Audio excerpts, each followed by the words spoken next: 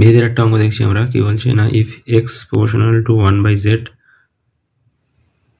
x minus y proportional to 1/z, y minus z proportional to 1/x, and z minus x proportional to 1/y, then sum of the three variation constant is, মানে তিনটে যে আমরা ভেদ ধ্রুবক পাবো তাদের যোগফলটা কত হবে।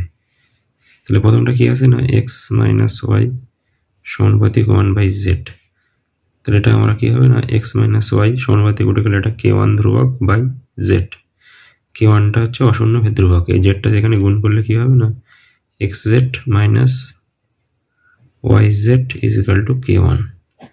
এটা হলো k1 এর মানটা পেয়ে গেলাম। এখান থেকে আমরা কি পাবো না, k2 এর মানটা পাবো। যদি আমরা ভেদ ধ্রুবক k2 ধরি তাহলে y minus z সমানুপাতিক 1/x আছে, তাহলে এটা ইমপ্লাইজ কি হবে, y minus z সমান হলে k2 বাই x, যেখানে k2 একটা অশূন্য ভেদ ধ্রুবক, এই x টা এখানে গুণ করবো, এখানে গুণ হবে, তাহলে xy minus xz is equal to k2।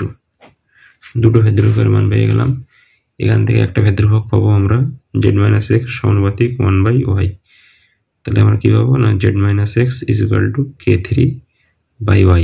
k3 একটা অশূন্য ভেদ ধ্রুবক, এখানে গুণ হলে কত হবে না, yz minus xy is equal to k3।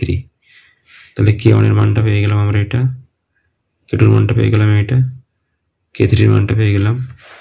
ভেদ ধ্রুবক তিনটার যোগফল কত হবে না, k1 plus k2 plus k3। k1 এর মান কত না, xz minus yz, k2 এর মান কত, xy minus xz, আর k3 এর মান কত, yz minus xy।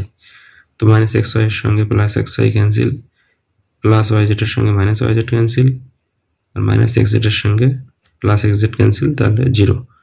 তাহলে যে অপশনগুলো আছে এখানে আমাদের ভেদ ধ্রুবকের সামটা কত হয়ে যাবে না, 0 হয়ে যাবে।